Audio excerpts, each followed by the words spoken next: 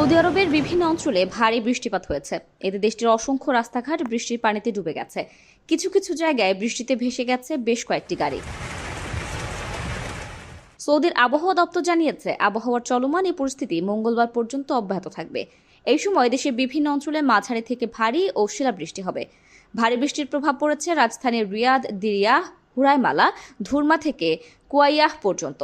পূর্ব সতর্কতার অংশ হিসেবে দেশের বিভিন্ন জায়গায় স্কুল, কলেজ ও বিশ্ববিদ্যালয় সহ অন্যান্য শিক্ষা প্রতিষ্ঠান বন্ধ রাখা হয়েছে। শনিবার দেশটির আবহাওয়ার দপ্তর জানায়, মক্কা এবং এটির আশেপাশের অঞ্চল তাইফ, মাইসান, আদহাম, রানিয়া এবং আল মুয়াহতে আবহাওয়া সবচেয়ে খারাপ থাকবে।